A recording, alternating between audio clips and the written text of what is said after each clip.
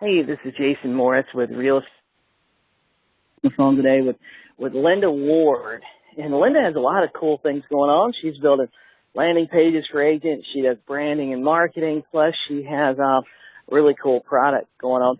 So, Linda, I'll tell you what, I'll let you introduce yourself a little better than I just did. Okay, thank you, Jason. Yes, so I am a real estate agent with Keller Williams here in Nashville, Tennessee, and I am what I like to call myself a serial entrepreneur, so I'm always starting random different stuff all the time. And right now what we have going on is our web design and marketing company for real estate agents, which is Showcase Landings. And another big thing that I'm working on right now is Ladies of Real Estate. And it's basically going to be a networking event for women in real estate and really growing a brand around us because I feel like there isn't a strong enough presence for women in our industry. So got a bunch of different things working on, but Showcase Landings, Ladies of Real Estate, and Keller Williams Realty are my main focuses. Yeah, well, that's something we were chatting about, the Ladies of Real Estate. So, and there just aren't a lot of, you see a lot of sales trainers and a lot of the big sales trainers. I mean, we can name, any of us can name 10 of them off the top of our heads that, that are males, but it's hard to come up with more than one or two that are female. Right. Yes, I'm always searching through YouTube and stuff like that, but the ones that really stand out are the male figures in the industry, and it's always hard for me to remember a female's name, and I think we need to make a difference and change that. I mean, I think we're powerhouses, and I was looking up on Google, and I think it said, I might be off a little bit, but it was like 60% of women who are in real estate. Yeah, so all the people in real estate, 60% of them are women. And so it's just always, shocking to me that we just don't have enough of a strong female presence in leadership. As far as, big names like Gary Vaynerchuk, like I was telling you about, and Tony Robbins and stuff like that, you don't really think of women in those roles. And I think we need to do something different to fill that up. Yeah, I agree with you. So, the Ladies of Real Estate. So, what's your vision for this group? So, as I was telling you earlier, it did take off a lot faster than I had anticipated, which is amazing. But I think what we're going to do is turn it into a big networking event for female real estate agents. And once we get big enough, I'm guessing about 5,000 followers, so we know that we're going to be able to have people who want to interact and really grow this and start holding events across the state. Something small until we can kind of work it up into something bigger. And then we're looking into starting a group for the ladies. That's really going to be the main focus. It's going to be about branding and marketing yourself. So how we can, what we need to focus on to really make our names get bigger and louder and better out in the industry. So we can compete, or not compete, but be with the people as big as Gary and Tony. And like I said, I'm always naming male names because I just can never think of any women's names, which is terrible. But I definitely want to do something to change that. And I think that's where Ladies of Real Estate is going to take us. What women trainers and coaches are you following now? Which ones would you recommend our listeners to listen to? Or?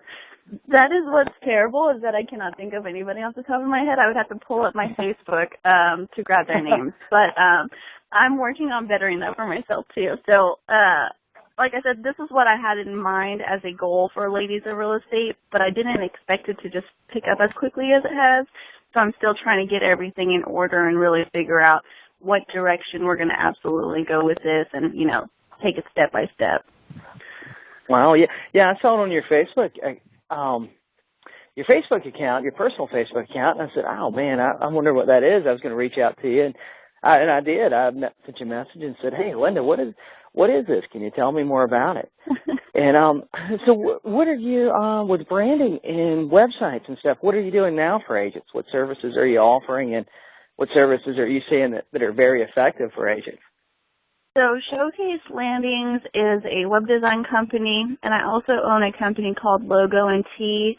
I'm really excited because they both got picked up to be vendors through the lighter side of real estate, so I'm really happy with that because I think that's going to really get us out there. But our focus is to be able to bring a platform for agents where they get custom websites and logos for more of an affordable price than what we're seeing out there. Our logos are not as competitively priced. They're about as similar as most other logo designs, but our websites are, there's only a setup fee of $9.99, and that's for a fully customized website. No templates, nothing like that. So you can send us any kind of website that you are in love with, and we could replicate it for $9.99. So that was my biggest goal. When I started off, I already had a lot of experience in web design and graphic design. But when you're a real estate agent, you just get so busy that I was constantly looking for other companies who could handle my branding for me. And first of all, I couldn't really find anybody that had the kind of style that I wanted. Most of the stuff that I saw seemed just a bit outdated. And then the companies that did have stuff that I did like, they were very, very expensive, especially when you're first starting off. You just don't have thousands of dollars to put into a website. So I wanted to kind of come up with something that was a little bit more affordable for agents to get into so that they can start building their brand and their presence. Well, I know you're at a company. I work for eXp Realty, which they have a similar deal with Keller Williams on the agent branding themselves versus branding the company. So, right. Logo and your dominant one, just as long as, their logo's on there to meet state requirements and stuff. So how important do you think that is for agents to create their own brand outside of the company they work for? Well, I think it's number one. I hear a lot of agents, I've spoken with agents that say, well, I decided I'm not going to get a website because my broker doesn't think it's important, or I don't need to do my branding because my broker doesn't think it's important. And I'm not a good salesperson, so I always just say that's fine because I'm just good at website design. So if you want a website design, I'll build it out for you. But I think the reason that I found success as quickly as I did, and again, as I was telling you, I'm not in any way a mega agent, but I'm doing a lot better than most people, especially this early on in my real estate career. And that's because I really took the time, and thankfully I had the background for it, is to build my brand. And I really wanted to get into luxury. So I said, okay, so, I don't want to use, it's not lying, but definitely smoke and mirrors when it comes to building your brand. The term fake it till you make it, and that's not to mean deceive people, but don't look like the amateur. And I definitely didn't want to start off looking like the amateur. And I didn't, my office manager was telling me that most agents that start off, it takes them about 6 months to a year before they'll get their first client. And I said, well, I can't afford that. I need a client right away. So as soon as I got licensed, I got my first client in 2 months. And all of that was just from sitting there as I was waiting for my license to go through and just building my website, building my social media, and just making myself look like the professional. So, and I didn't ever talk about, being new or anything like that because I had an amazing team at our Keller Williams office behind me. So if I ever had a question, I went and asked them anyways. Of course. So I think branding. I tell agents that all the time. People are listing their houses and working with you. Buyers are working with you because of you, not because of the brokerage you're working for.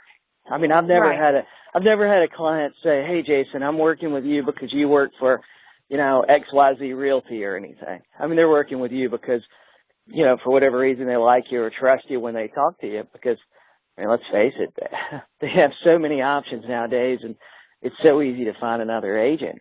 So, so a lot of brokerages, even Keller Williams and eXp, our brokerage offers us a free website. Why shouldn't we just use theirs? Why should we go design our own? Well, the free websites that come in with that, like Keller Williams provides Playster now for free, which is $10, but they're all templates, and I have nothing bad to say against Playster because I really like them. They're a great solution for any agent starting off that doesn't have a lot of money. But when you get into custom designing and branding yourself, you take yourself to a different level. So whenever you go and you look up real estate agents that are big leaders in our industry, they've generally got a good branding presence online for them. And that really helps them stand out and get chosen above other agents that don't have a strong presence. Because even if somebody hears about you from somebody else, they're generally going to go and Google you, and they're going to see, okay, what is this person about? And so many agents here in Nashville, if I go and Google them, it's almost impossible to find them except maybe on their broker's website. And so again, I'm just speaking from experiences. I think I got as many clients as I did, and I received big clients the way that I did because I said, okay, I'm going to brand myself for luxury. This is what I want. I will work in other markets and other price points, but I want to look like the professional luxury market. And as soon as I started branding myself for that, I got my first $600,000 property, and I know that's not a really luxury in other markets, but that's kind of luxury in our market.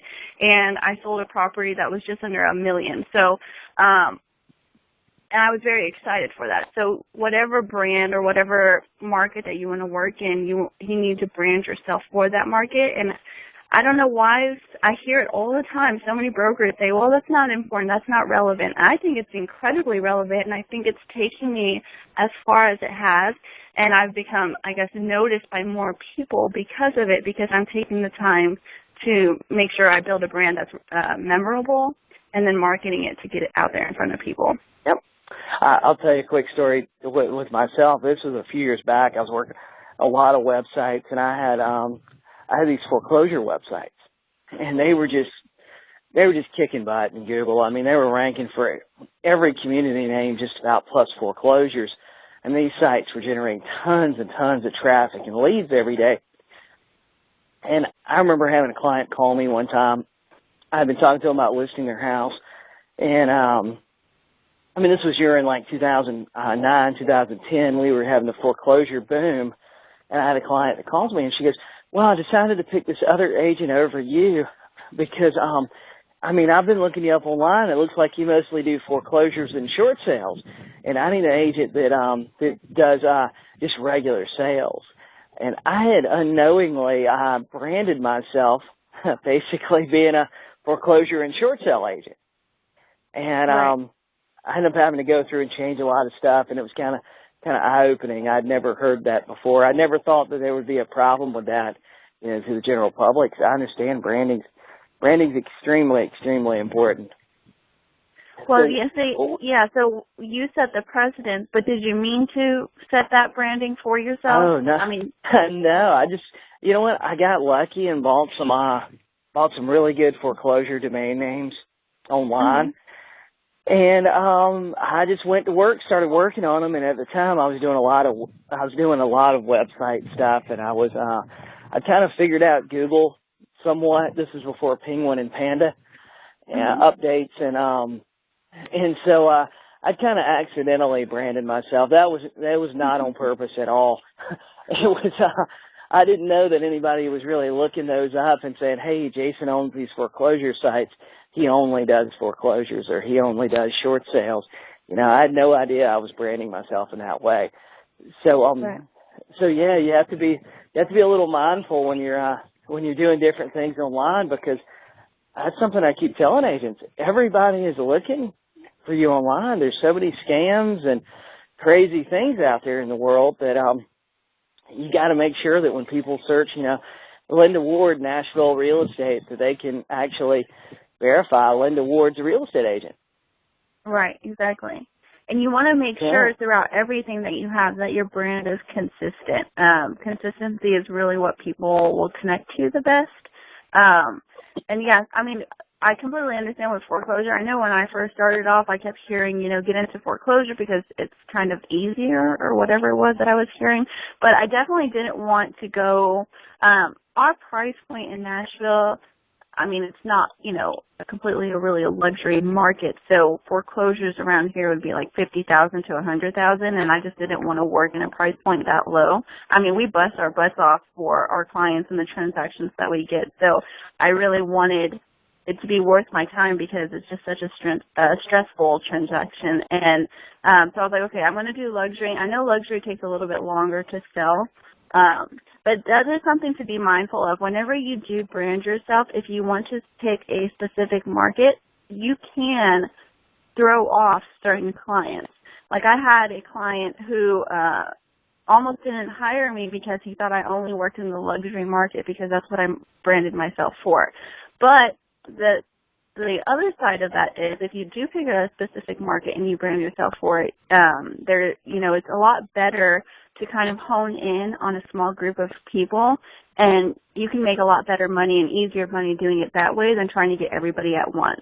So whenever I started Ladies of Real Estate, I really wanted something that was going to incorporate all female entrepreneurs, but it's very hard to do that because there are so many different markets and they teach so many different things that I was like, okay, I'm just going to focus on real estate because this is the industry I'm in and want to focus in. And that's when it got picked up really quickly as far as, how fast it's generating followers. And I think that's what people need to focus on. Don't worry about the clients that you're going to lose. Worry about all the people that you are going to actually be able to get focusing on one kind of specific market. Now, of course, if you don't want to be in foreclosure, definitely don't brand yourself for foreclosure. Of course. So I have one quick question for you, and I think this is something that I know this is a question, I guess, for me, but I know a lot of agents are kind of going through this.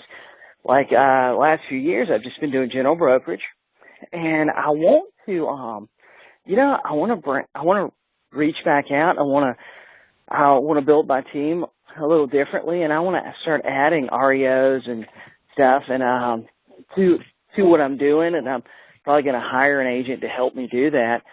What do you suggest for the team that's wanting to open another division? How do they brand themselves? Do they need to create a separate brand identity, or does it need to be, say, the Jason Morris team REO division? What do they do?